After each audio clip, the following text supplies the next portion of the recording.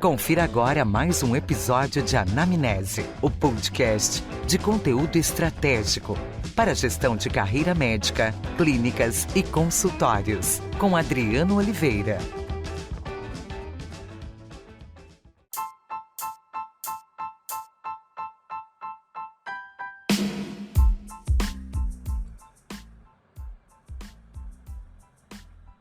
Olá a todos, sejam muito bem-vindos ao Anamnese Podcast. Eu sou Adriano Oliveira e nós estamos na segunda temporada do Anamnese Podcast. E o bate-papo de hoje é sobre finanças, sobre dinheiro. E eu tive o prazer de conversar com o Gabriel, que já é conhecido nosso, Luiz Gabriel, que é assessor de investimentos da One Investimentos. E o tema que a gente trouxe hoje é o que fazer com o seu dinheiro em tempos de incerteza, que é o momento que a gente vive atualmente, em função de todos os acontecimentos, principalmente da pandemia. Então, o Gabriel trouxe alguns insights aqui a respeito de produtos dos quais são interessantes nesse momento e também a longo prazo. Então, acompanhe até o final, o episódio ficou muito interessante e obrigado pela audiência.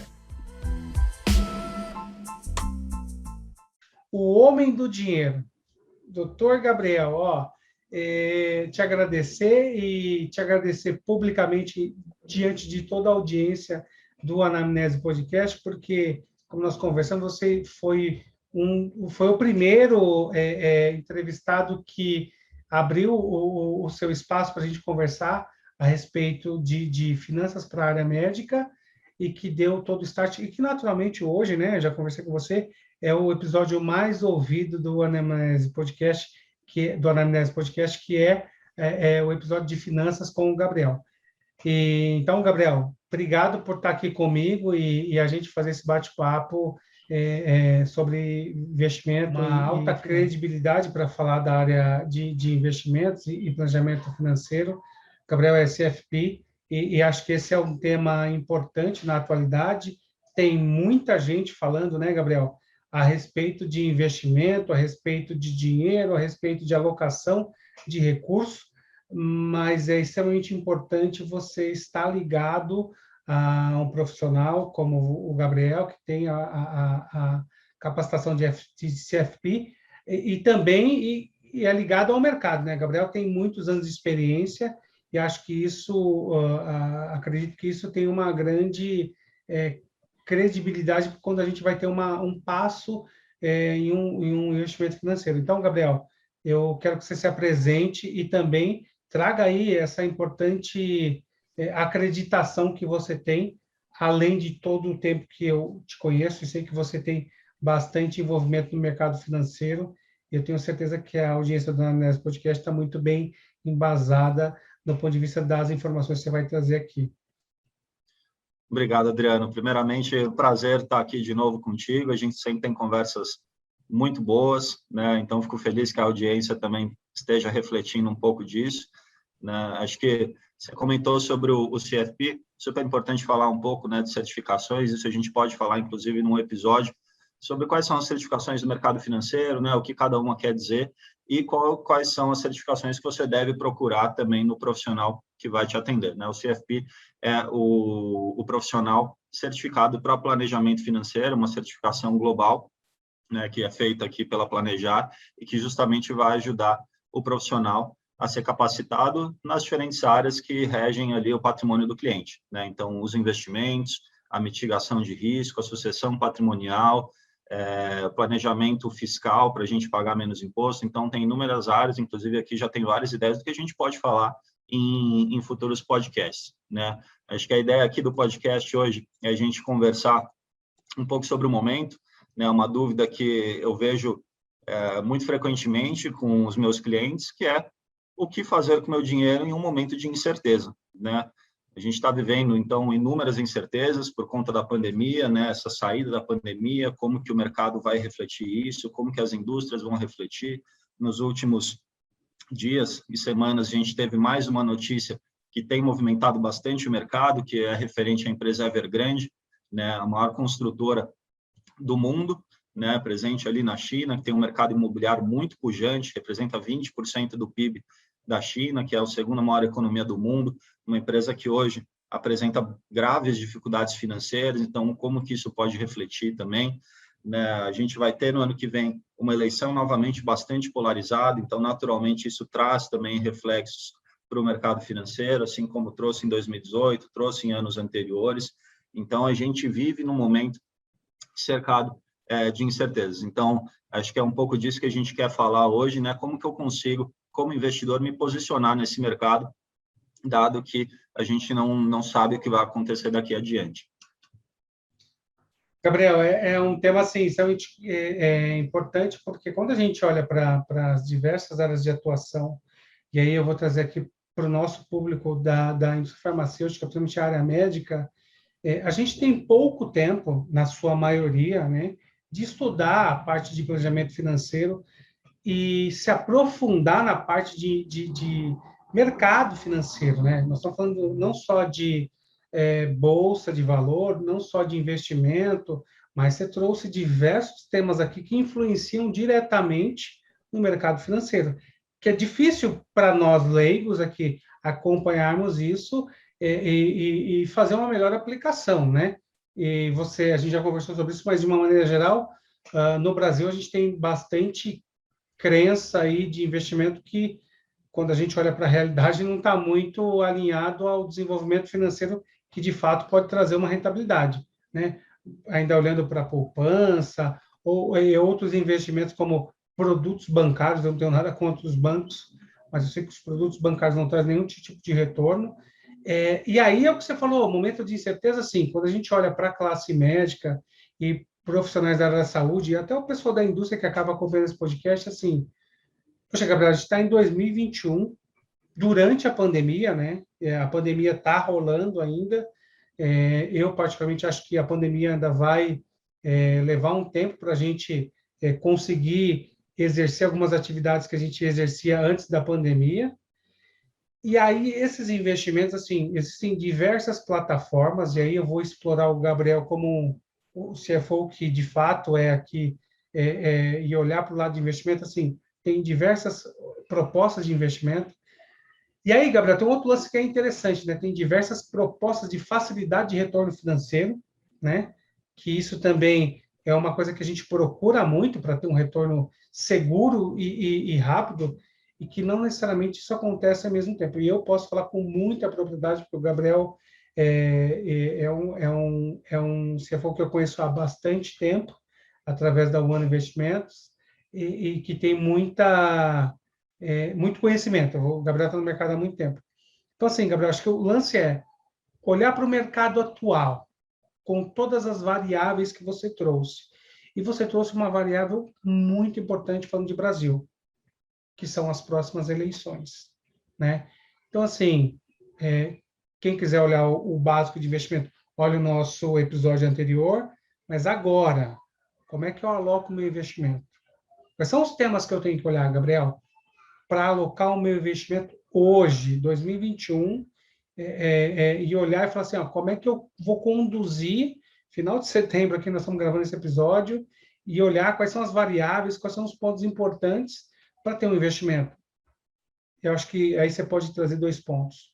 Uma liquidez imediata, porque eu não sei o que vai acontecer, o meu planejamento pessoal da minha empresa, do meu consultório, da minha vida, depende de uma liquidez imediata, ou não, eu estou disposto a investir a longo prazo. O que eu olho para o mercado e quais são as opções, né? Perfeito.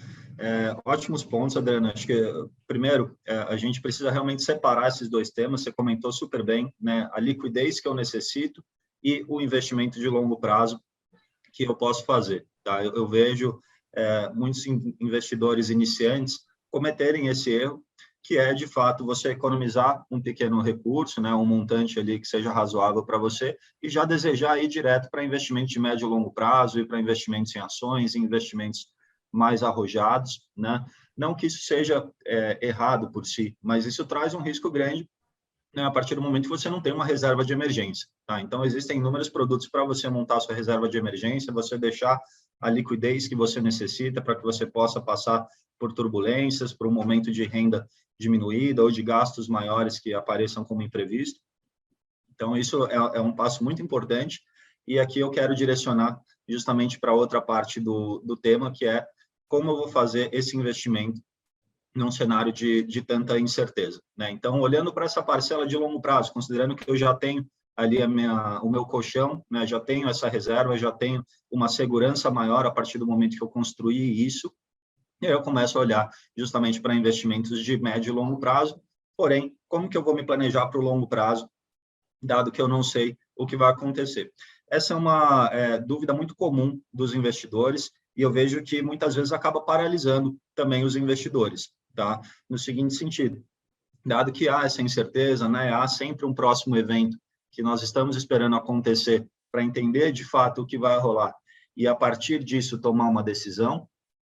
Porém, dada até os anos, né, que eu estou no mercado, eu consigo afirmar que a gente está sempre vivendo um momento de incerteza, né? Então, quero trazer um pouquinho dessa provocação, que o futuro é incerto, né? Então, assim, no mercado financeiro não é diferente. A gente vai sempre viver uma dúvida, a gente vai sempre ter algum evento no médio ou longo prazo que tem um potencial muito grande para afetar os nossos investimentos. E esse evento ele pode ser tanto um evento que já está previsto, como uma eleição, né? A gente já sabe quando vai acontecer a eleição no ano que vem, a gente só não sabe qual será o resultado dessa eleição, como a gente pode ter também eventos totalmente imprevistos, né? Como foi, por exemplo, o início da nossa pandemia de Covid-19.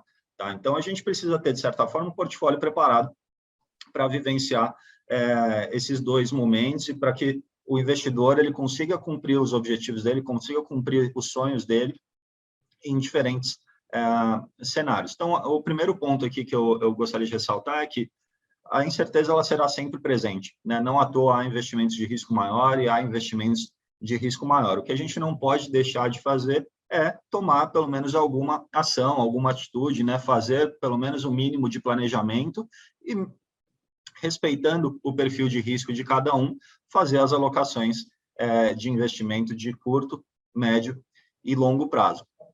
Tá? Como que a gente pode fazer isso? Né? Aquele velho clichê, a diversificação. Então, obviamente, a gente precisa ter produtos, né, ter estratégias diferentes, justamente para que elas possam performar bem em diferentes cenários. Né? Eventualmente, as ações elas não vão performar tão bem num cenário mais pessimista, mas, por outro lado, você pode ter uma parcela maior em renda fixa que vai atenuar essa oscilação ao longo do tempo. E, ao mesmo tempo, a gente não pode deixar o recurso só como conservador, porque, historicamente, né, os investimentos mais arrojados são aqueles que vão trazer mais risco, vão trazer mais retorno, lógico, mediante um risco maior, mediante um prazo maior, mas se a gente ficar só olhando para o curto prazo e sempre esperando, né, alguma definição maior, acaba que a gente perde grandes oportunidades. Então, o principal ponto que eu quero trazer aqui é não fique postergando pelo fato de nós estarmos num momento de incerteza, né? Existem formas de mitigar isso, e aqueles que estão sempre aguardando uma definição, acaba que eles perdem, né, o retorno ao longo do tempo. Porque muitas vezes você tem a definição, né, desse evento, muitas vezes com um cenário positivo, e aí o investidor ele vai investir só depois disso acontecer, ele já perdeu boa parte da alta. Então, a gente não pode ficar paralisado, deixar de investir ou deixar de tomar o risco certo para cada investidor, apenas porque a gente não sabe o que vai acontecer. Porque a verdade é que a gente nunca sabe de fato o que vai acontecer, né? Sempre pode aparecer uma pedra no caminho, sempre pode aparecer algum imprevisto. Então, até um dos grandes riscos que eu diria do investidor como um todo, um viés comportamental, é você ter essa sensação de que você está totalmente no controle, né? A gente nunca está no controle total do que vai acontecer ou do qual vai ser o reflexo de determinado evento nos nossos investimentos. A gente precisa, de certa forma, estar preparado para o que der e vier. Gabriel, esse viés comportamental que você falou, ele é uma realidade, né? Quando a gente fala, e eu me coloco no papel de um investidor, por exemplo, a expectativa de quem não acompanha o mercado imobiliário, de quem não tem mercado financeiro e imobiliário também para os fundos de investimentos, que não tem esse detalhe, não está ali no dia a dia, é uma resposta imediata, né? Então, assim, eu acho que uma coisa que eu queria te perguntar, referente ao tema que você trouxe de comportamento e de viés, assim, o que nós, assim, que não acompanhamos no detalhe, que colocamos um profissional para nos ajudar de investimento, temos que tomar cuidado com as ciladas, porque, assim, você olha ali uma possível proposta de ganho imediato, e, naturalmente, nós esperamos um ganho imediato né, em uma ação que está acontecendo. Acho que qual é o comportamento que a gente deve se preocupar, ou como a gente deve conduzir o nosso pensamento quando houver a oportunidade de ter esse comportamento de ter uma ação, tem um fundo de investimento que está muito... Como é que eu olho para isso, Gabriel? Porque você acompanha esses fundos há muito tempo, né? Então, você está olhando o comportamento deles, não é uma foto, é um filme, né? E nós aqui que estamos olhando para isso de uma maneira imediatista, esperando o lucro imediato, o que a gente consegue se controlar para não querer cobrar ou investir de uma maneira irresponsável, se eu tenho ou não, se for como eu tenho você, mas se o nosso ouvinte aqui não tem, qual é a preocupação que ele coloca e como é que ele olha para esse tema, né? Perfeito. Acho que a gente precisa ter primeiro uma abordagem, de certa forma, até humilde, né, de entender que há inúmeras variáveis e há, inclusive, muita gente que estuda muito também, que acompanha todos os mercados e, ainda assim, está sujeito a falhas. Então, isso, naturalmente, vai nos levar a reduzir um pouco as nossas posições, né, e procurar apostar em diferentes cenários. Né? O que eu sempre gosto de trazer para os meus clientes é que o investidor brasileiro ele é muito acostumado a investir em moeda brasileira, em ativos brasileiros, na nossa bolsa, no nosso tesouro, mas é importante a gente olhar justamente uma foto maior, né, uma foto mais ampla. Então, assim, a gente está num país que representa aproximadamente 3% do PIB e aproximadamente 1% do mercado de capitais ou do mercado de ações, né? Então, se eu fosse investidor de todo o meu patrimônio, né, por que destinar todo esse patrimônio apenas para o meu país de origem, né, simplesmente porque eu moro aqui, porque eu acompanho a política, a economia aqui, e eu abro mão de 97% da economia do mundo, né? Então, o primeiro passo é justamente a gente pensar mais globalmente, né? Como que a gente consegue diversificar esse risco geográfico, né? Então, não ficar associado só a uma moeda, a gente precisa sempre lembrar que muitos dos nossos gastos, muitos dos nossos custos estão, por exemplo, associados a uma cotação internacional, né? São produtos dolarizados. Então, a partir do momento que eu tenho investimentos também dolarizados, por exemplo, eu mitigo também esse risco, né, de aumentos maiores de preço, ou eventualmente num cenário que o Brasil não entregue resultados tão bons por inúmeros fatores, e que eu possa ter um resultado melhor investindo lá fora, num cenário que seja mais pessimista aqui, e também no momento que o Brasil vá melhor, no momento que a nossa bolsa está pujante, no momento que nossa economia está crescendo, eu também me beneficie disso. Tá? Então, essa é uma primeira provocação que eu gosto de trazer para os meus clientes, justamente para ter essa ideia de que é importante você ter uma parcela do seu investimento, dolarizado ou não, mas atrelado a outros países, né? Estados Unidos, Europa, países emergentes, América Latina, China, eventualmente, né, com suas peculiaridades, mas a gente consegue também ter investimento em ativos chineses. Então, essa é uma primeira provocação e um primeiro passo que a gente toma justamente para conseguir tomar um nível de risco maior, conseguir procurar uma rentabilidade, na verdade, maior para os nossos clientes, sem concentrar o risco num só pote, né? Esse pote sendo considerado o nosso país. Legal, Gabriel. Você não vai sair desse podcast sem assumir alguns compromissos aqui e alguns posicionamentos. Então, eu vou te colocar na parede aqui para você. Nós estamos falando hoje nós estamos gravando esse episódio, quinta-feira, dia 30 de setembro. Muito em breve ele vai ao ar, aqui não tem o detalhe do dia, mas no máximo 2 semanas já está indo ao ar. E aí eu quero que o Gabriel nos ajude o seguinte. Então, eu vou colocar algumas situações aqui para você ajudar todos os nossos ouvintes aqui, principalmente os profissionais da área da saúde e o nosso pessoal da indústria farmacêutica que acaba acompanhando o nosso episódio aqui do podcast. Eu tenho um valor do qual eu não quero me comprometer a longo prazo. Eu quero ter uma liquidez imediata. Aonde eu boto esse dinheiro hoje? Pergunta reta e objetiva. Vamos lá.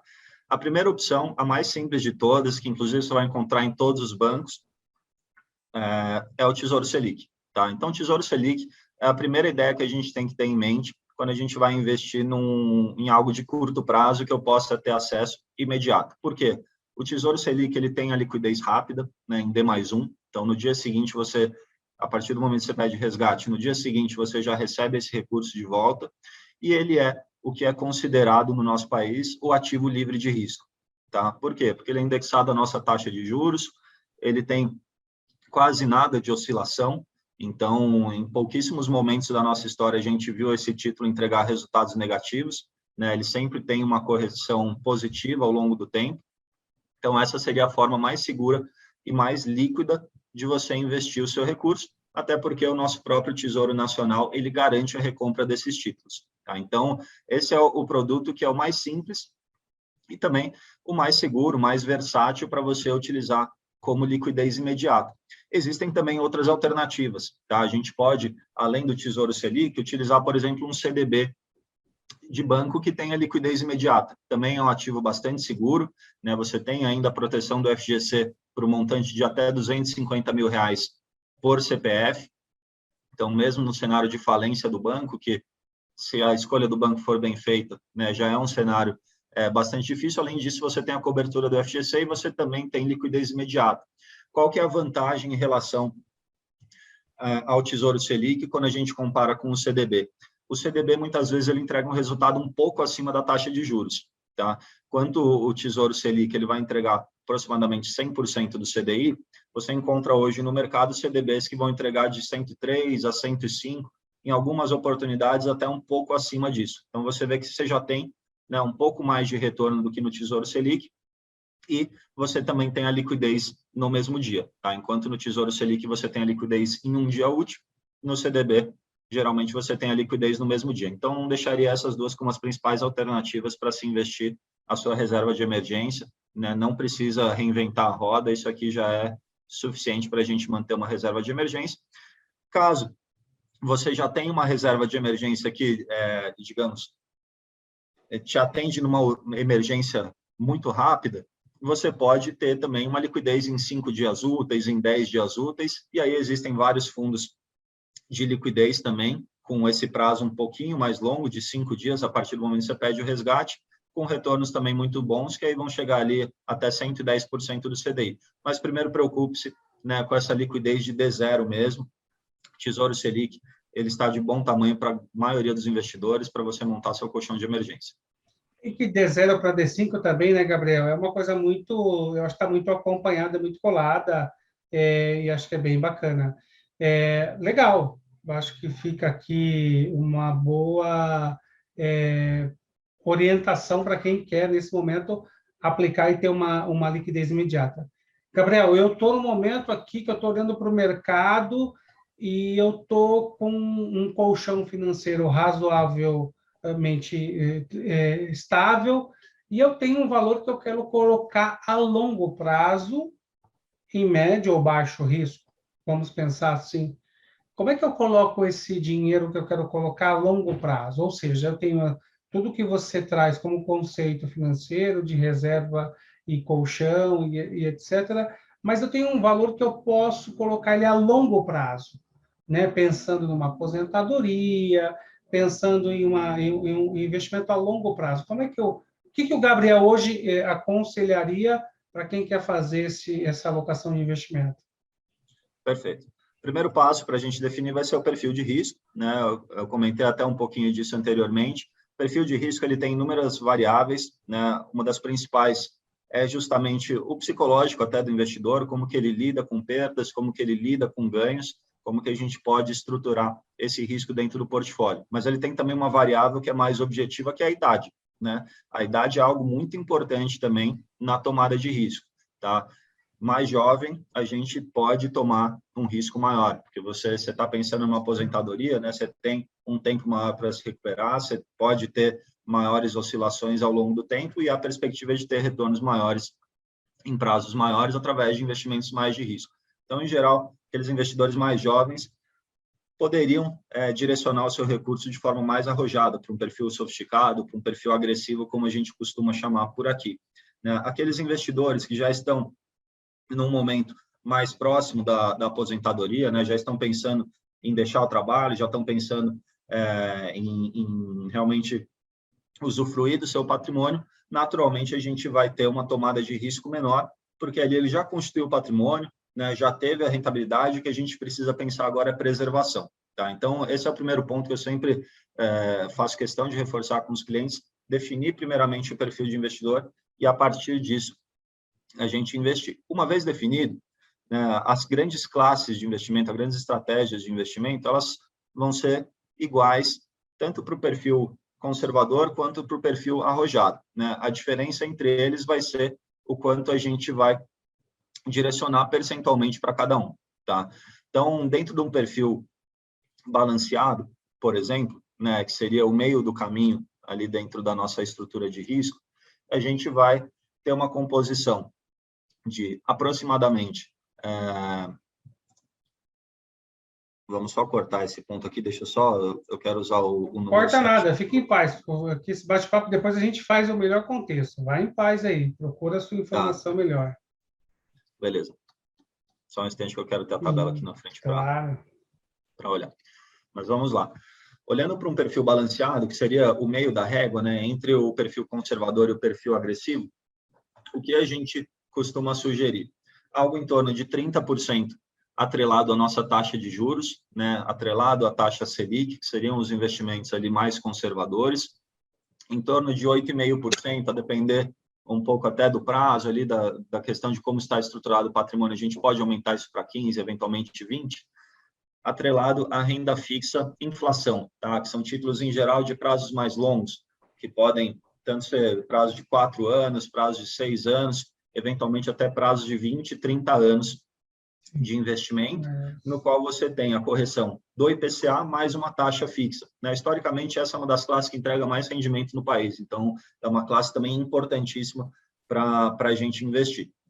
Além dessa parte de renda fixa, dentro de um perfil balanceado, a gente tem em torno de 40%, que é o retorno absoluto, que são principalmente os fundos multimercado, que tem uma diversidade grande de estratégias, né? Eles podem aplicar em bolsa, podem aplicar em renda fixa, podem aplicar em commodities, podem aplicar em diferentes moedas. Aqui a gente, inclusive, vai fazer uma divisão, né? Como a gente acompanha os nossos clientes, dentro desses 40%, a gente ainda procura dividir isso em subestratégias diferentes, né? Que vão investir em mercados internacionais, vão investir no mercado brasileiro, com abordagens diferentes para esse patrimônio. E a parcela mais arrojada dentro do perfil balanceado, que é a parcela de renda variável, a gente vai direcionar em torno de 16% do patrimônio do cliente, justamente para ações ou fundos de private equity, destinados tanto localmente quanto internacionalmente. Então, a partir disso, a gente tem uma composição de portfólio bastante robusta, né? Através do qual a gente consegue encontrar um balanço ali entre investimentos mais arrojados, investimentos mais conservadores, e ter uma relação de risco e retorno boa para um perfil balanceado, tá? O que a gente tem feito mais recentemente nas carteiras, né? Então, trazendo um pouco de momento também. A gente está no momento que a taxa de juros tem subido, né? A gente tem perspectivas de taxa de juros ali mais próximas de 8% a 9% ao final desse ano, podendo chegar acima de 9%, eventualmente 10% ao longo de 2022. Então, a gente tem aproveitado esse momento para investir um pouco mais nesses ativos pós-fixados, dada essa alta de juros, e os ativos atrelados à inflação também têm apresentado taxas bastante interessantes de retorno, e a proteção que eles nos trazem em relação à inflação tem se mostrado cada vez mais importante, dado que a gente está no momento de inflação alta, né, de crise energética no país, crise energética em outros países também, problemas de produção que geram gargalos e aumentam também a inflação. Então, a gente tem direcionado, né, uma parte mais tática do portfólio, justamente para esse percentual de renda fixa pós-fixado e renda fixa inflação, reduzindo parcialmente o retorno absoluto dentro das carteiras. É extremamente importante acompanhar todos os movimentos, né? E aí que eu trago esse questionamento de uma maneira geral para todas as pessoas, mas profissionais da área da saúde, médicos, enfim, acompanhar toda a movimentação política, financeira, ela é extremamente complexa. Você entender as tendências e onde isso pode afetar ou não em um produto, em uma empresa, em um fundo de investimento, enfim, em um serviço prestado, e é um produto que está na bolsa, né? A gente pega, sei lá, vou dar um exemplo aqui, brincando, a Petrobras, enfim, tem muitas variáveis que quem não está no detalhe, não tem um especialista que acompanha como a proposta que você tem aqui deixa totalmente vendido, né? Então, é uma assessoria que eu não vou falar que é importante, ela é fundamental, né? É fundamental. É fundamental ter um especialista como você para orientar. Embora eu tenha as minhas ressalvas, porque eu não estou milionário ainda, que você não gere o meu dinheiro, mas tudo bem, a gente deixa para uma conversa pessoal. Gabriel, vamos lá. Ó, hoje, quero te botar na parede aqui. Ó, tenho um valor que eu quero botar no risco. Qual é o produto que o Gabriel indica? Hoje, eu quero botar um produto. Quando eu falo botar no risco, não, ao contrário. Eu quero investir e ter um bom retorno, mas, naturalmente, é um produto de risco. Então, Gabriel, qual é o produto de hoje que você fala assim, olha, hoje esse é um produto que eu arriscaria. E aí eu quero te comprometer mesmo. Vamos lá. Tem um fundo que eu gosto muito, Adriano, que a gente tem um relacionamento muito próximo com a gestora, né? A gente já fez alguns eventos levando os nossos clientes também para conhecerem um pouco da abordagem de investimento deles, que é o fundo que se chama Trígono Small Caps, ou Trígono Você já me Flagship vendeu Small isso Caps. aí, você já me vendeu isso aí.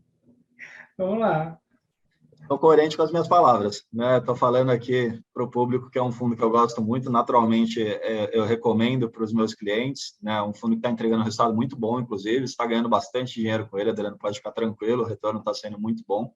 Mas eu vou explicar um pouco mais do que eu acho importante dele, enfim, porque que ele é algo que traz um diferencial, né, dentro da nossa carteira. Quando a gente fala da nossa bolsa, ela o que predomina na nossa bolsa são empresas produtoras de commodity e empresas bancárias, né? A gente vai ver as grandes ações negociadas aqui em valor de mercado. A gente tem, por exemplo, a Vale, tem a Petrobras, tem a Suzano, né? Todas elas produtoras de commodity. E a gente tem também os grandes bancos, né? A gente tem o Itaú, tem o Bradesco, tem o Banco do Brasil. Então, você tem um domínio muito forte de dois setores que não representam a nossa economia como um todo, né? Então, é uma falha, de fato, da nossa bolsa, porque diferente de uma bolsa americana, né, na bolsa americana você tem uma diversidade muito maior. Você vai ver, inclusive, as principais ações da bolsa americana são de perfis totalmente diferentes, né? Você não tem nenhuma produtora de commodity entre as maiores ações da bolsa americana. Por outro lado, você tem inúmeras empresas de tecnologia, né, que é algo muito mais associado ao nosso momento, que, enfim, cresceu, inclusive, muito ao longo da pandemia. O que eu quero trazer com isso? Quando a gente investe em fundos que só investem nessas large caps, nas empresas que são muito grandes na nossa bolsa, você acaba ficando restrito a ações desses setores, tá? Que estão associados a dinâmicas diferentes. Quando a gente vai para um fundo como o Trígono, que investe em small caps, dentro desse universo small caps, você tem aí sim setores diferentes. Você tem empresas de tecnologia, você tem indústrias brasileiras, você tem também exportadoras de commodities, você tem eventualmente bancos também, mas você consegue acessar um universo muito maior, né? Você tem empresas de varejo também, então você consegue diversificar isso melhor através do setor de construção civil, você consegue estar associado a outros setores da economia. Por que isso é importante? Porque a gente vai ter um fundo que vai fazer essa parte large caps, naturalmente associado a esses riscos de commodity, de bancos, principalmente, mas você consegue diversificar isso via um fundo de small caps que consiga acessar setores diferentes. E as small caps, elas nos trazem muitas oportunidades, né? Você tem, existe um mito muito grande que as small caps, elas têm um risco maior. Existem inúmeros fatos para a gente contra-argumentar, não vou me estender muito aqui, mas até se a gente for ver os grandes riscos de governança, né, que a gente viu nas empresas brasileiras nos últimos anos, a gente teve Vale, né, com o estouro das barragens, foi um risco de governança que gerou uma queda muito grande. A gente teve JBS, né, envolvida em esquemas de corrupção, que também é uma large cap exportadora de commodity, e os investidores sofreram bastante por anos por conta disso. A gente teve Oi também, né, envolvida também, que também perdeu muito valor de mercado por conta disso. Então, não necessariamente o risco ele é maior por você investir numa small cap, né? As small caps, muitas vezes, elas têm estruturas de governança melhores e podem, inclusive, atuar em setores que são mais resilientes, são setores mais estáveis. Quando a gente olha historicamente os números também de quedas, isso não nos traz nenhuma informação de que a small cap é mais arrojada, tá? Pelo contrário, elas até retomam isso mais rápido. Mas o que eu quero trazer de diferencial do Fundo Trígono, que não estou aqui para fazer propaganda deles, mas é de fato uma gestora que eu gosto muito, eles são um dos poucos gestores profissionais hoje do Brasil que tem um fundo exclusivamente dedicado às small caps. O que isso traz de diferencial? Você tem profissionais ali que estão olhando no detalhe empresas que muitos analistas não vão olhar, né? Enquanto diversos analistas estão olhando para a Petrobras, para a Vale, porque são nomes óbvios, e já tem muita gente procurando precificar esses ativos, tentando entender alguma análise diferente ali para gerar valor, isso é muito mais difícil. Porém, quando a gente olha para empresas menores, que menos gente quer avaliar, menos gente está olhando para isso, e muitas vezes você não tem tantos profissionais que façam essa análise, que dediquem todo o seu tempo, toda a sua energia, você consegue encontrar diferenças maiores, né, e muitas vezes oportunidades maiores, discrepâncias maiores entre o preço e o valor da ação.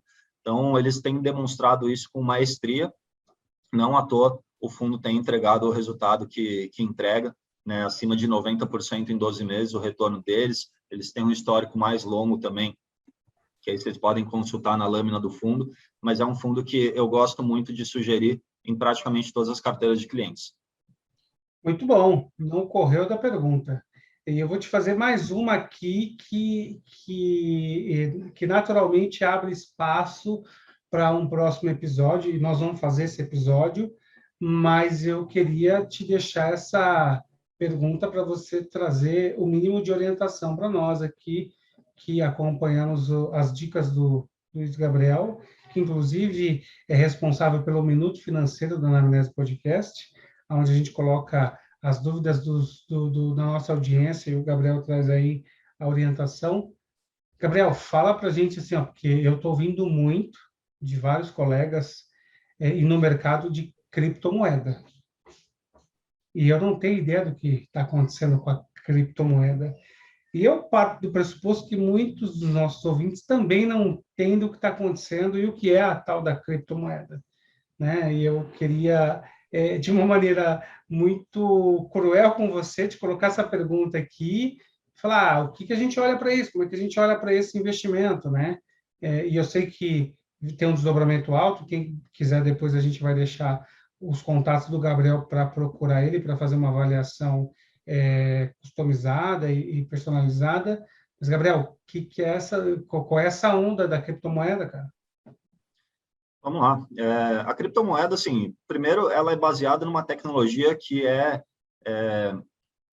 game changer. Assim, é uma tecnologia que realmente é muito importante e é uma tecnologia chamada blockchain, né, que já está sendo implementada em inúmeros setores, não só para as criptomoedas, né? Existem diversos bancos hoje que, através da tecnologia de blockchain, validam as suas operações e tem isso de forma mais rápida e mais segura, justamente por conta dessa tecnologia que foi desenvolvida justamente pelo criador do Bitcoin, tá? Então, você tem um apelo muito grande dessa tecnologia e, além disso, a cada momento são criadas moedas com diferentes objetivos, tá? Então, você tem hoje uma diversidade muito grande ali dentro. É muito difícil saber o que de fato vai vingar como criptomoeda, que a gente vai usar cada vez mais, que de fato vai ter valor no futuro, mas eu costumo comentar com os meus clientes que ficar de fora desse mercado pode ser muito caro, né? Então, como que a gente pode agir em relação a isso? Ter uma pequena alocação, porém numa dose menor, né? O que a gente costuma sugerir é de 1 a 5% do portfólio do cliente investido em criptomoeda, né? Dessa forma, a gente consegue trazer um benefício de maior rentabilidade para a carteira, consegue trazer uma diversificação, né? A gente melhora a relação de risco e retorno dentro da carteira, que é medida pelo índice Sharpe. Então, é importante, sim, ter a criptomoeda dentro da carteira, mas não apostar valores muito grandes, né? Porque a gente pode ver esse cenário desabar, né? A gente não tem nenhuma garantia de que isso, de fato, vá continuar apenas subindo. Diferente de uma empresa, que por mais que ela tenha oscilações, a gente compra uma empresa por quê? Porque ela gera lucro, né? E ao gerar lucro, ela gera dividendos. Então, mesmo que a gente compre uma ação querendo vender ela no curto prazo, ela vai subir ao longo do tempo por perspectivas de lucros maiores, né? Por isso que o investidor vai pagar mais caro por uma ação, porque eventualmente ela tem uma perspectiva de lucro maior, ela gera renda, né? Assim como um fundo imobiliário gera renda também. Uma criptomoeda não gera renda. Então, esse é um ponto importante que a gente precisa ter ciência, que o ganho da criptomoeda ele se faz através de uma compra num determinado preço e vender num preço maior. Para eu vender num preço maior, eu preciso que alguém no futuro pague mais caro por isso. Então, isso naturalmente traz um risco maior para a criptomoeda, né? Lógico, existem inúmeras vantagens, existe a questão da escassez da criptomoeda. Então, o Bitcoin, por exemplo, ele já nasceu com a escassez planejada, no seguinte sentido: o número máximo de bitcoins que será emitido no mundo inteiro é de 21 milhões, né? Não haverá mais do que 21 milhões de bitcoins no planeta Terra. Então, você imagina que se cada pessoa do mundo quisesse ter um bitcoin, isso já não seria possível, né? Já haveria uma escassez muito grande.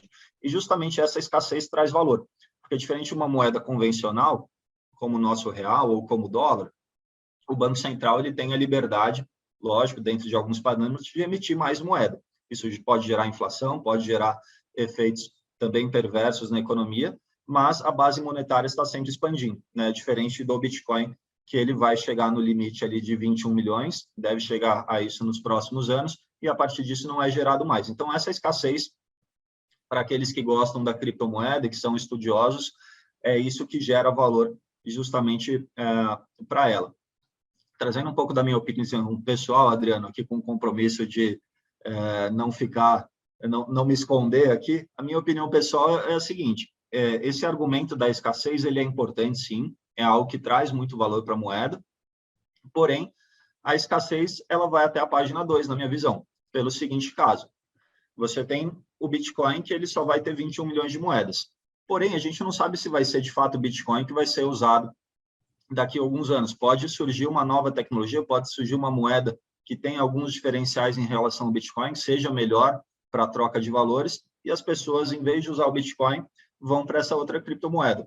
Então, você já não tem mais a escassez, porque, em vez de 21 milhões, você já parte para o universo de uma outra criptomoeda, que pode ter uma base maior, pode ter uma base menor, mas, de toda forma, se aumenta o universo. Então, essa é uma preocupação que eu, como investidor, tenho, e justamente por isso a gente procura dosar para valores que o cliente ele suporte, digamos assim, perder ao investir nisso. Então, isso é muito importante, né? Quando a gente vai investir em criptomoeda, invista valores que você suporte perder, que isso não te geraria problemas financeiros, não quebraria todo o seu planejamento financeiro. Ou seja, trabalhar, olhar para investimento, planejamento financeiro, mercado de ações, Bitcoin, ou seja, alocar o seu patrimônio, ele exige muito estudo, muito acompanhamento de mercado, evolução e tendência, e eu particularmente não me arrisco a fazer isso sozinho, e é muito bom poder contar com um suporte especialista, que é o trabalho que você faz. E aí, Gabriel, né, eu sei que o seu tempo é um tempo precioso, seu tempo vale dinheiro e vale muito, né? Quando a gente fala do Gabriel, que é um planejador financeiro aí que conhece muito.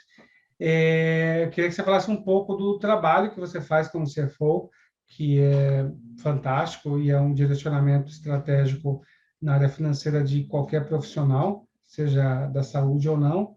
E queria que você falasse um pouco, né, do trabalho que você faz para as pessoas entenderem como contar com o seu apoio também. Legal. Vamos lá. O CFP é um profissional que ele é treinado ou certificado, né, para atender diferentes demandas financeiras, né? Então, desde o planejamento de como eu consigo economizar dinheiro, como que eu consigo fazer a gestão das minhas dívidas, mas principalmente como que eu consigo construir patrimônio ao longo do tempo para eu atingir os meus objetivos. Então, aqui, o profissional CFP ele não tem simplesmente o objetivo de maximizar a rentabilidade da carteira. Lógico que isso é um passo importante para o planejamento financeiro, né? A gente procurar o máximo de retorno, porque isso vai facilitar todo o restante, mas a gente também precisa mitigar inúmeros riscos, né? Então, vou te usar como exemplo, Adriano. Você é um cara jovem, né, trabalhador, que, enfim, segue em ascensão na carreira, está procurando ali passos cada vez mais ambiciosos, pretende ganhar cada vez mais e acumular cada vez mais patrimônio. Você já tem hoje uma remuneração que te permite economizar, que te permite construir patrimônio, e você, se tudo der certo, vai ser um cara que na aposentadoria não vai ter nenhum problema financeiro, você vai conseguir manter o seu padrão de vida através dos rendimentos da sua carteira. Porém, a gente está pensando isso num cenário de que isso siga para o resto de toda a vida. A gente precisa pensar também no cenário negativo, né? E se acontece algo comigo? E se eu fico impedido de trabalhar por alguns meses, ou por alguns anos, ou por um período indeterminado, né? Como que eu consigo me proteger disso? Como que eu consigo evitar uma ruína financeira num caso desse, né? Ali a gente pode estruturar diversos tipos de seguro, né? Isso é muito importante tanto para a pessoa, quando ela não tem mais a capacidade produtiva, é importante também para os sucessores, para os herdeiros, né? Como que a gente consegue fazer esse planejamento financeiro para, no caso, por exemplo, da minha ausência, o meu filho possa terminar a faculdade dele, né? Possa completar os estudos, enfim, não passe por nenhum aperto, né? Como que eu consigo fazer isso? Existem inúmeras ferramentas. Então, o planejador CFP, ele precisa, lógico, olhar para o patrimônio e procurar entregar o resultado adequado, maximizar o retorno dele, respeitando o perfil de risco, mas a gente precisa olhar para vários outros fatores financeiros que são tão relevantes quanto, como essa mitigação de risco, né?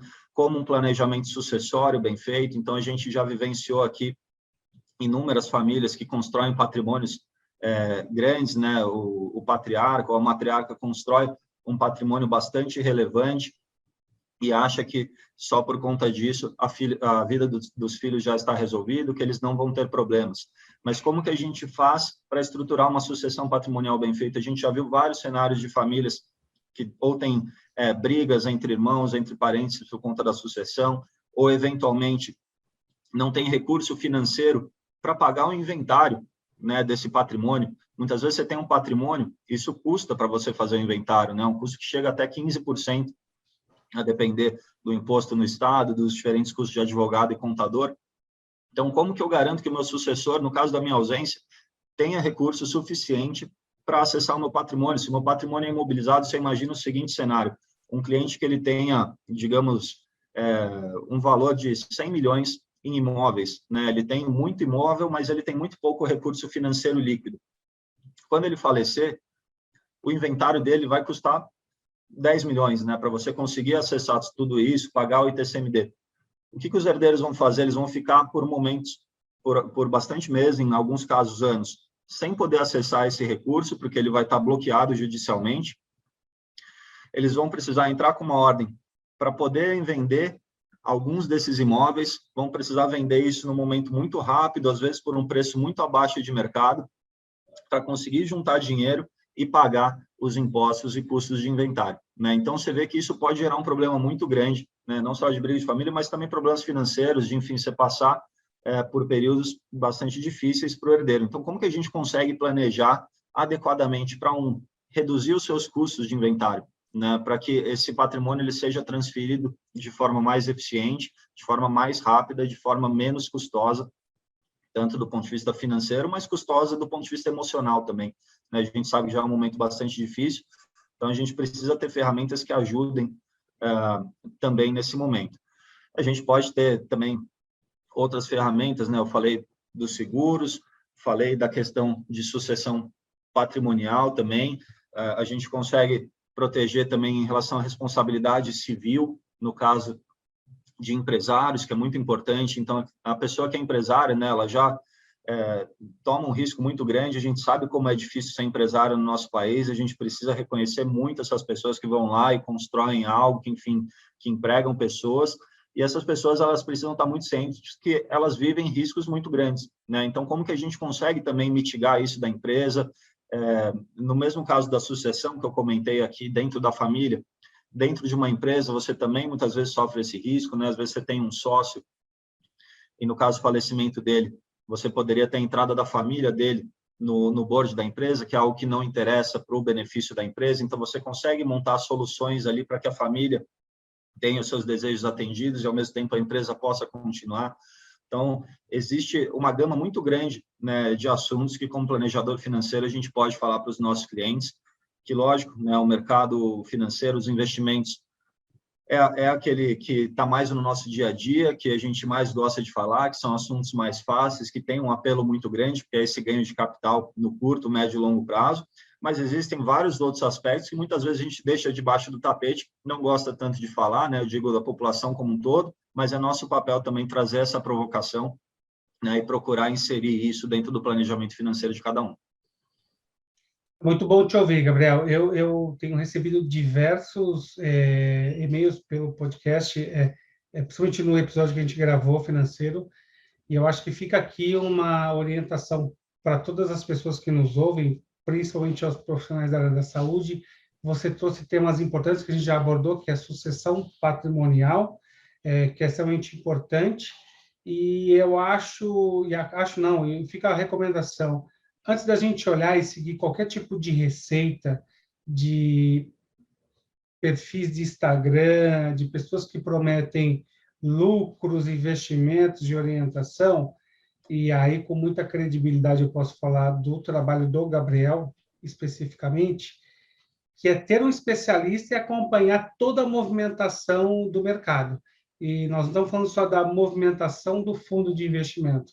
A gente fala da movimentação do fundo, a gente fala do momento atual do país, a gente fala da política do país e qual é o impacto. Então, todas essas informações, elas constroem um cenário para tomada de decisão. E, particularmente, tomar a decisão nesse cenário tem que ter uma visão muito sistêmica e estar antenado em tudo que está acontecendo. Então, para todos os médicos que ouvem esse podcast e colegas da indústria,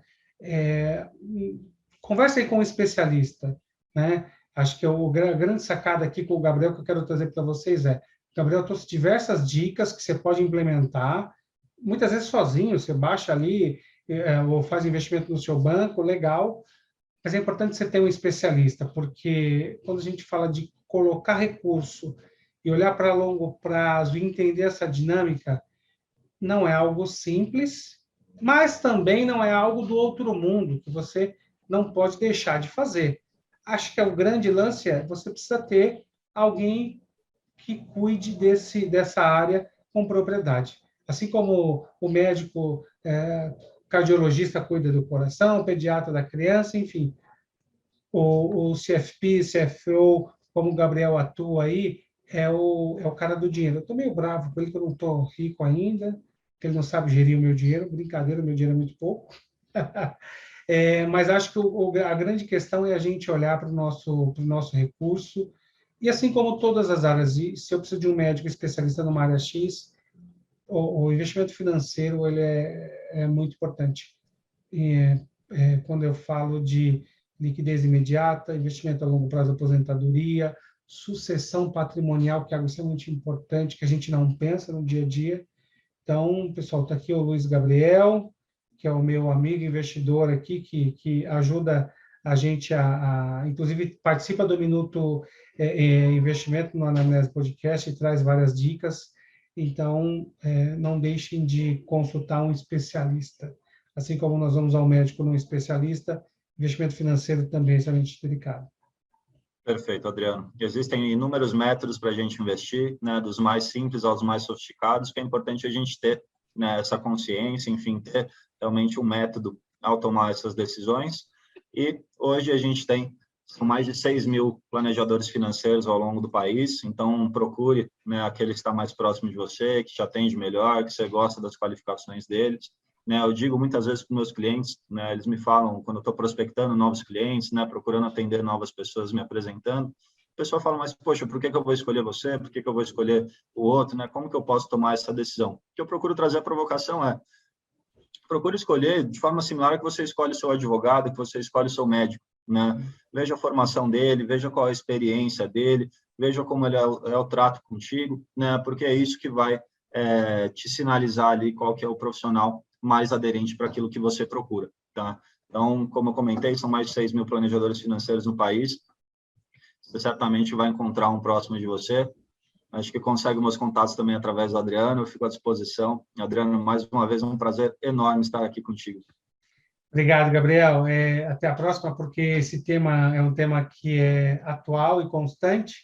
E a todos que nos acompanharam aqui, muito obrigado pela audiência. Esse episódio sobe aí nas plataformas de podcast, também no YouTube. E muito obrigado pela atenção de vocês. Até o próximo episódio.